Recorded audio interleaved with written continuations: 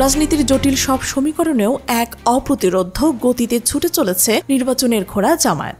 যখন অন্য দলগুলো নিজের অন্তর্দ্বন্দ্ব সামলাতে হিমশিম খাচ্ছে, তখন নীরবে ৩০০ আসনে চূড়ান্ত করে ফেলেছে তাদের মনোনয়ন। বিএনপি যখন গ্রুপিং সামলাতে দিশেহারা, ঠিক তখনই জামায়াতের প্রার্থী এক ভিন্ন ছন্দে ব্যস্ত গণসংযোগে মাঠ ময়দানে লাগামহীন ছুটে চলেছে তারা। এসব আসনে জয় নিয়ে ঘরে ফিরবেন জামায়াতের প্রার্থীরা, এই আত্মবিশ্বাস তাদের চোখ মুখে স্পষ্ট। শুরুতেই আসা যাক উত্তরের জেলা দিনাজপুরে। গ্রামপুর, নবাবগঞ্জ, ঘোড়াঘাট, হাকিমপুর উপজেলা নিয়ে গঠিত এই আসনটি পরিচিত জামায়াতের অঘোষিত দুর্গ হিসেবে। বলা হয়ে থাকে এটি তাদের নিজস্ব বাড়ির আসন। বিশ্বাস করতে কষ্ট হলেও এখানে কোনো বিশেষ জোর ছাড়াই ১৯৯১ সালে জাতীয় সংসদ নির্বাচনে আজিজুর রহমান চৌধুরী সংসদ সদস্য নির্বাচিত হয়েছিলেন। তিনি হেভিওয়েট বিএনপি এবং আওয়ামী লীগের দুই প্রার্থীকে রীতিমতো পেছনে ফেলেছিলেন। এরপর আবারও ২০০১ সালে তিনি বিপুল ভোটে জয় ছিনিয়ে আনেন। এবার এই আসনে জামায়াতের প্রার্থী হিসেবে ঘোষণা করেছেন তাদের কেন্দ্রীয় নেতা আনোয়ারুল ইসলামকে। এই অঞ্চলে তার জনপ্রিয়তা প্রশ্নাতীত। সাবেক এমপি আজিজুর রহমান যে নিজস্ব ভোট ব্যাংক, সেটি জামায়াতের সত্য ঘাঁটি বা মূল শক্তি। স্থানীয়রা মনে করছেন এবারও বিপুল ভোটে জয় ছিনিয়ে আনবেন জামাত। অন্যদিকে বিএনপি এখানে তাদের স্থায়ী কমিটির সদস্য ও খালেদা জিয়ার ব্যক্তিগত চিকিৎসক ডক্টর AZM জাহিদ হোসেনকে প্রার্থী করার কথা ভাবছেন। তবে এই সিদ্ধান্ত ঘিরে স্থানীয় বিএনপিতে যে ব্যাপক গ্রুপিং চলছে, তা তাদের জয়ের পথ কতটা মসৃণ করবে তা নিয়ে প্রশ্ন থেকেই যায়।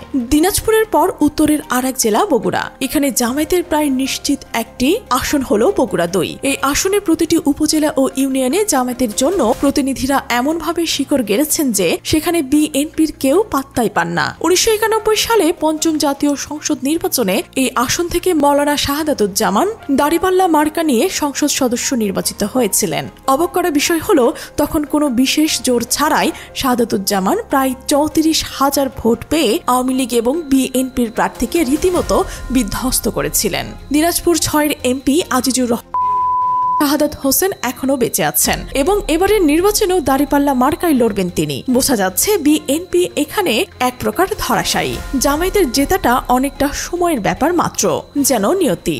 জামায়াতের ধরাবাঁধা আসন বলা হয় চাঁপাইনবাবগঞ্জ ৩কে। এই আসনে দাড়িপাল্লা মার্কা নিয়ে ১৯৮৬ সালে নির্বাচনের প্রথম জিতলেন জামায়াতের লতিফুর রহমান। এবার ১৯৯১ সালেও বিশাল ব্যবধানে ৫৮,০০০ ভোট পেয়ে তিনি বিএনপির সুলতানা ইসলাম মনি এবং আওয়ামী লীগের মেজবাহুল হককে তিনি হারিয়েছিলেন। লতিফুর রহমানের উত্তরসূরি হিসেবে এবার লড়াইয়ে আছেন জামায়াত ইসলামের কেন্দ্রীয় নির্বাহী পরিষদের সদস্য এবং ঢাকা মহানগর দক্ষিণের আমির নুরুল ইসলাম বুলবুল। বিএনপিও অবশ্যই এখানে মরিয়া হয়ে হারুনুর রশিদকে প্রার্থী করেছেন। হারুন একসময় বেশ জনপ্রিয় হলেও এবার সেখানে তার ইমেজ যেন এক প্রকার অপ্রত্যাশিত ধস নেমেছে। অন্যদিকে মাঠ কাঁপাচ্ছেন জামায়াতের বুলবুল, তার উপস্থিতি যেন এক ভিন্ন বার্তা দিচ্ছে। উত্তরে জামায়াতের অন্যতম শক্ত অবস্থান নওগাঁ ৪। মান্দা উপজেলা নিয়ে গঠিত এই আসনে প্রায় প্রতিটি ইউনিয়নের চেয়ারম্যান জামায়াতের। এমনকি এখানে টানা কয়েকবার উপজেলার চেয়ারম্যানও ছিলেন জামায়াতের অধ্যাপক আব্দুর রশিদ। এই আসনে জামায়াতের সবচেয়ে জনপ্রিয় নেতা ছিলেন মওলানা নাসির উদ্দিন,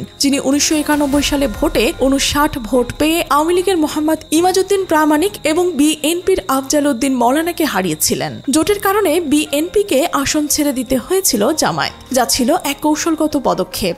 এবার জোট না থাকায় জামাত এই আসন পুনরুদ্ধারে মরিয়া, যেন পুরনো ঋণ শোধ করতে চাইছেন। তারা এখানে প্রার্থী করেছেন জেলা জামায়াতের আমির খন্দকার মোহাম্মদ আব্দুল রাকিব। ইতিমধ্যে জয়ের দ্বার প্রান্তে বলা চলে। সাধারণ মানুষ তাকে ভোট দেওয়ার জন্য মুখোমুখি আছেন, যা এক ভিন্ন ইঙ্গিত দিচ্ছে। এই আসনে বিএনপি থেকে দুজন মনোনয়ন প্রত্যাশী রয়েছেন। একজন মান্দা উপজেলার বিএনপির সাবেক সাধারণ সম্পাদক ডক্টর ইকরামুল বাড়ি টিপু এবং দলের কেন্দ্রীয় নির্বাহী কমিটির সদস্য ও উপজেলা বিএনপির সভাপতি AM মতিন। তবে এই দুজনের ভেতরে দ্বন্দ্ব এতটাই প্রখর যে একজন মনোনয়ন পেলে আরেকজন তার বিরুদ্ধে মাঠে নেমে যাবে, এমন আশঙ্কায় স্থানীয় রাজনৈতিক মহলে ঘুরপাক খাচ্ছে। এই সুযোগ কাজে লাগাতে প্রস্তুত জামায়াত। ৩ তথা জোনায়েদ আহমেদ পলকের আসন সিংড়া। কিন্তু অবাক করা বিষয় হলো, এক সময় এটি জামায়াতের দখলে ছিল। এখানে আওয়ামী লীগের শাহজাহান আলী আর বিএনপির আশরাফুল ইসলামের জামানত বাজেয়াপ্ত হয়েছিল জামায়াতের মোহাম্মদ আইয়ুব বক্করের কাছে।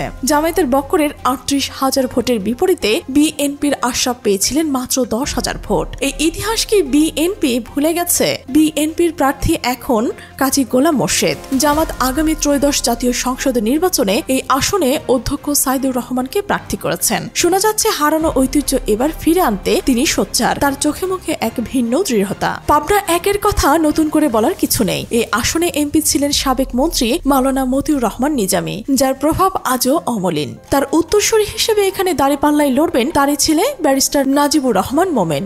বাবার তুমুল জনপ্রিয়তা আর দলের সমর্থন, এরই মধ্যে নাজিবুর এখানে তুমুল আলোচনায় রয়েছেন। তার আগমন যেন এক নতুন অধ্যায়ের সূচনা করেছে। অন্যদিকে বিএনপির এখানে ডজনখানেক প্রার্থী রয়েছে, যা তাদের দ্বিধাদ্বন্দ্বের প্রতিচ্ছবি। কাকে ছেড়ে কাকে মনোনয়ন দেয়া হবে ধানের শীষে আর অনেকটা অনিশ্চিত। এই অস্থিরতায় জামাতের জন্য এক বড় সুযোগও বটে, যা তারা কাজে লাগাতে মরিয়া। পাবনা 1-এর পর পাবনা 5-এও জামায়াতের জয় জয়কার চিত্র স্পষ্ট।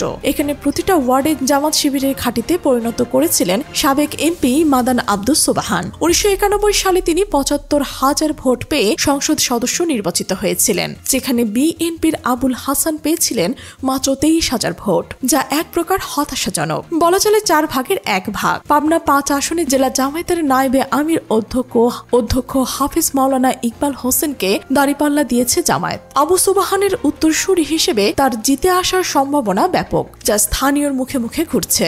এখানেও বিএনপির একক প্রার্থী নেই। দলীয় কোন্দল স্পষ্ট, যা জামায়াতের জন্য সুবর্ণ সুযোগ তৈরি করেছে।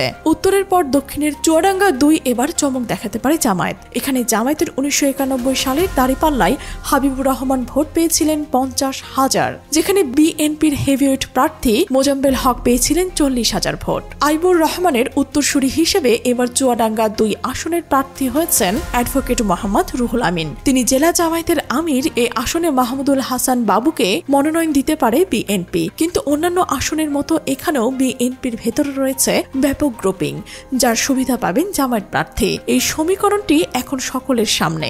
দক্ষিণের আরেক জেলা বাগেরহাট 4 আসনে জামায়াত এতটাই শক্তিশালী যে এখানে কৃষক, শ্রমিক, গরিব, মধ্যবিত্ত সবার প্রিয় মার্কা দাঁড়িপাল্লা। এখানে ব্যক্তি নয়, বরং মার্কা দেখেই ভোট দেয় ভোটাররা, যা এক বিশেষ বার্তা বহন করে। এই আসনে 1991 এবং 2001 সালের ভোটে বিএনপি আওয়ামী লীগকে হারিয়ে দুহুর রহমান এমপি হয়েছিলেন, যিনি ছিলেন জামায়াতের তুমুল জনপ্রিয় প্রার্থী। বাগেরহাট 4 তথা মোরেলগঞ্জ শরণখোলা আসনে এবার দাঁড়িপাল্লা প্রার্থী অধ্যক্ষ আব্দুল হালিম। শোনা যাচ্ছে আব্দুল হালিম জামায়াতের এই আসন পুনরুদ্ধারে জোরে সোরে কাজ করছেন। তার প্রচেষ্টা চোখে পড়ার মতো। এখানে বিএনপির এক প্রার্থী এখনো নিশ্চিত নয়, যা তাদের দুর্বলতাকেই তুলে ধরেছে। বাগেরহাটের পর দক্ষিণের যশোর 6-এ 1991 সালে বিপুল ভোটে জিতেছিলেন জামায়াত। মাওলানা সাখাওয়াত হোসেন দাঁড়িপাল্লা প্রার্থী হয়ে হারিয়েছিলেন আওয়ামী লীগ ও বিএনপির 2 হেভিওয়েট ক্যান্ডিডেটকে। যশোর 6 তথা কেশবপুরের অধ্যক্ষ মুক্তার আলী এবার দাঁড়িপাল্লার হাল ধরেছেন। তার জনপ্রিয়তায় বেশ বিপাকে আছে বিএনপির অমলেন্দু দাস অপু। মুক্তার যেন তার গলার কাটা হয়ে দাঁড়িয়েছেন, যা এক জটিল পরিস্থিতির জন্ম দিয়েছে। সব মিলিয়ে এই 10 আসনে জামায়াত এক অত্যন্ত কৌশলী অবস্থান করেছে। পরিস্থিতি যা দাঁড়িয়েছে তা শোনা যাচ্ছে এই আসনে বিএনপি হেরে যাওয়ার ভয়ে শেষমেশ নিজেদের জোটে অন্য দলকে আসনগুলো ছেড়ে দেবে, যা এক বড় রাজনৈতিক স্বীকারোক্তি হবে।